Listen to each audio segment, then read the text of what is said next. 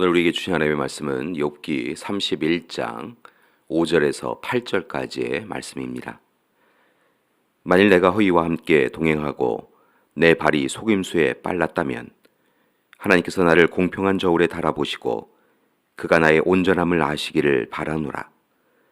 만일 내 걸음이 길에서 떠났거나 내 마음이 내 눈을 따랐거나 내 손에 더러운 것이 묻었다면 내가 심은 것을 타인이 먹으며 나의 소출이 뿌리째 뽑히기를 바라노라.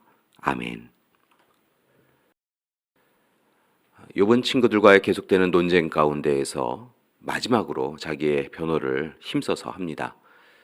욥은 자신이 지금 겪고 있는 고통이 결코 죄를 범하여서 일어난 인과응보적 결과가 아니라고 주장합니다.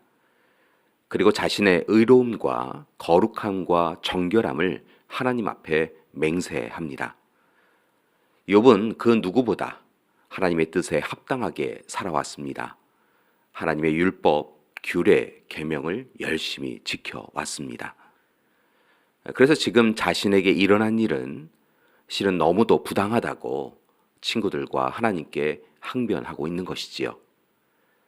그리고 이제 자신의 자녀들이 죽임을 당하고 가정이 무너져 내린 일이 자신이 범한 죄에 대한 징벌이라고 계속하여서 이야기하고 있는 친구들에게서 더 이상 어떤 변호도 얻을 수 없다라고 하는 것을 알게 됩니다.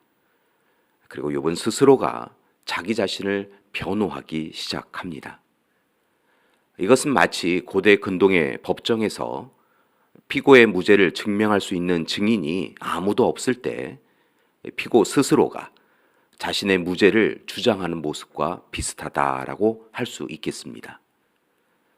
욥은 이제 세상 그 누구를 통하여서도 도움을 받을 수 없게 되어지자 오직 하나님 앞에 스스로 무죄를 주장하면서 하나님께서 도와주실 것이라고 기대하고 있습니다. 왜냐하면 욥은 하나님께서 이 시간 침묵하고 계실 뿐이지 자신을 죄인이라고 절대로 생각하지는 않으실 것이라고 믿었기 때문인 것입니다. 그래서 욥은 침묵하시는 하나님과 반대로 질책하는 여러 친구들 앞에서 자신의 의로움, 거룩함, 정결함을 입증하기 위하여 여러 가지 시도를 시작합니다. 먼저는 욥은 하나님께 자신이 순결하였고 거짓과 탐심이 없었음을 강조하고 있습니다. 말씀을 보면 욥은 젊은 여자에게 음욕을 품지도 않았고 남의 아내를 탐하지도 않았습니다. 다른 사람을 속이는 일도 없었습니다. 마땅히 하지 말아야 할 것을 하지 않았을 뿐만 아니라 또한 마땅히 해야 할 것을 하는 데에는 열심이었고 최선을 다하였습니다. 욥은 종들의 탄원에 대하여 경솔하게 여기지 아니하였고 일일이 그들의 이야기를 들어주었으며 모든 일에 공평하게 처리하였습니다. 욥은 단순히 도덕적, 윤리적 관점에서 종들을 보살펴주고 돌봐준 것이 아니라 그들을 자신과 같은 하나님의 피조물이라고 여기고 귀하게 여기며 존중하였습니다. 특별히 말씀을 보면 욥은 가난한 사람과 고부가와 과부를 돌보는 일도 결코 소홀히 하지 않았습니다.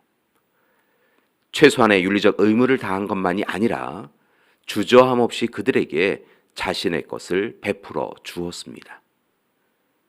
자신의 힘을 이용하여 약자가 피해당하는 억울한 재판을 조장하지도 않았습니다. 다만 모든 이들에게 정직하고 신실하였습니다. 오직 하나님을 섬겼을 뿐 물질과 재산을 하나님보다 앞세우지 않았습니다. 다른 우상을 섬기지도 않았습니다.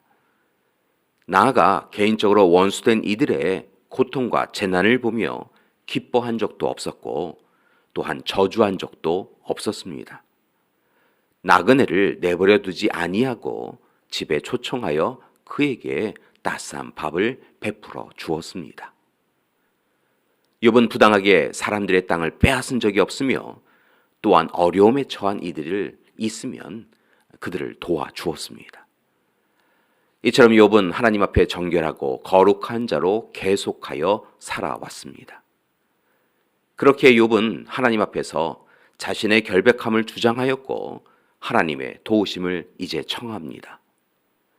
특별히 5절에서 7절에 이르는 말씀을 보니까 욥은 자신의 몸에 붙어있는 지체와 자신의 행위가 깨끗하다라고 항변하기도 하였습니다. 먼저 5절의 말씀을 보면 발이 정결하였습니다.